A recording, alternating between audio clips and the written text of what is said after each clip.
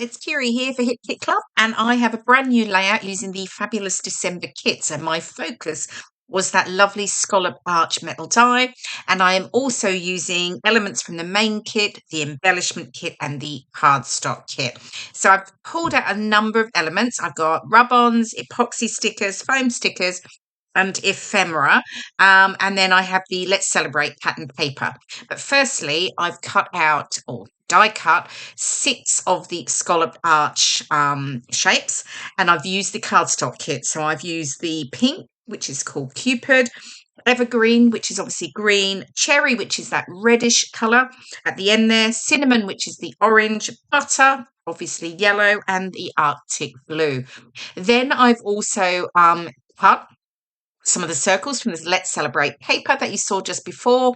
And I've gone with tone on tone. So I'm sort of going for matching. And then I've also bringing in here, as you can see, elements from the ephemera.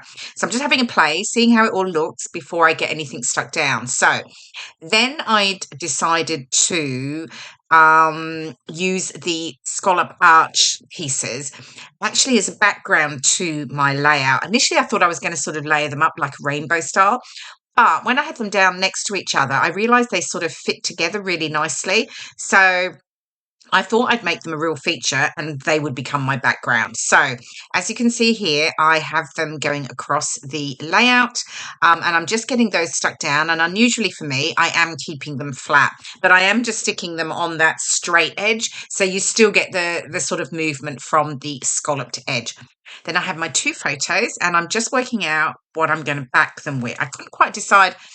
Obviously, because I was layering them up over the different colours, I thought I'd go with the matching, but then I wasn't sure if it would, it was almost blending to it. But actually, I thought, no, that's fine because I will distress the edges, which gives me a bit of a difference anyway from the background, even though it is the same paper. So I've gone with the cherry, which is the reddy tone, and then I've gone with evergreen for that centre photo there.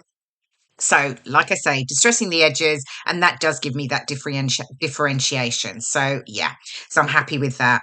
And then once I've got those down and I'm happy with that, I'll get them stuck down and then I can start to add back the embellishments that I was playing around with earlier. So, as always, I add just a little bit of foam tape to the top of my photos so I get that dimension.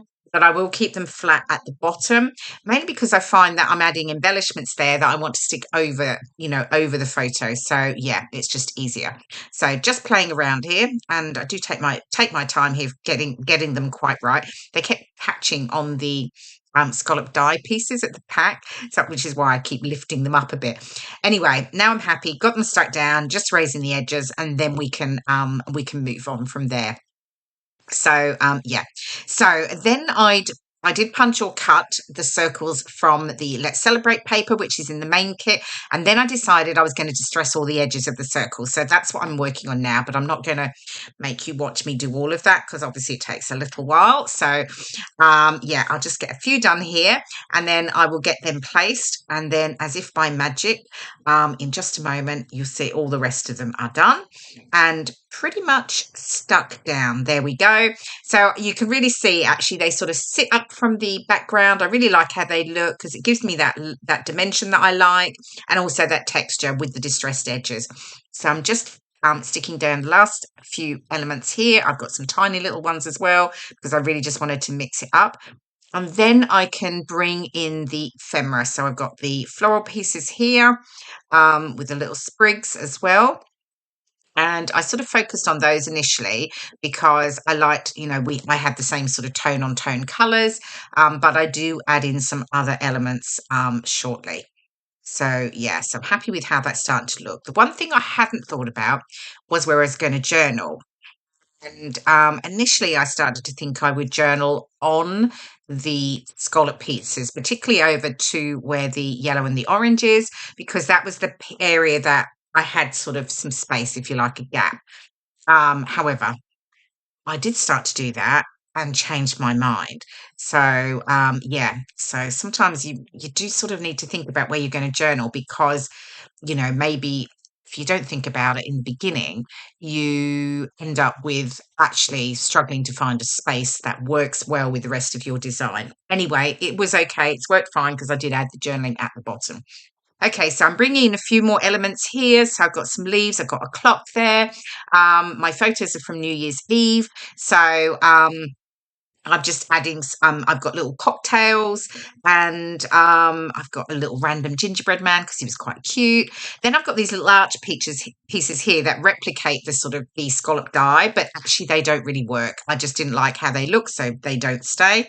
Got the title, which is obviously perfect from the foam stickers, New Year's Eve. And then I've got the epoxy stickers, and there were lots of little cocktail glasses. So I've added those in tone on tone to each of the embellishment clusters. So yeah, if you are not a subscriber to the Hip Kit Clubs at the moment, but you're liking what you see and you wanted to give them a go, I do have a 10% discount code, and you will find that in the description below this video. So if you've always wanted to try Hip Kits but weren't sure, here's your chance, because who doesn't love a 10% discount? Okay, and then I brought in these rub-ons, and one side is coloured and the other are silver. And I was decided I was going to go with the pops of silver because I really like those. So I'm just cutting out, and it's always the best thing to do when you're using rub-ons, cut out the ones that you want to use. And then these, I have to say, went on so easily because they're silver and sparkly. When you rub them down, you get a little bit of sparkle on the rest on your paper around it. I just rubbed around it with my finger over the top of them, and that, cleared it. It was perfectly fine, but they go on so easily. So yeah, so I'm adding a few of those to around my clusters, and then I'm bringing in some more of these little epoxy silver stars as well, because it was New Year. It's like a bit of sparkle, of course. So yeah, and then I think I'm pretty much nearly done. I think I add a few more stars at the end, but then that's pretty much it. Yeah, it came together pretty easily. Oh yeah, and of course my journaling, which, as I say, I did end up journaling at the bottom of my layout. So yeah, I'm just making sure my title's stuck down because I hadn't done that. I do always like to add sometimes a little bit of extra glue to make sure it stays on. Here we go. Here's the final layout. I hope you've enjoyed watching the process video. And why don't you give those metal dies a try? They get, this Scallop Arch one did create a fabulous background. I love how it looked. Thanks so much for watching. I will see you again soon. Bye for now.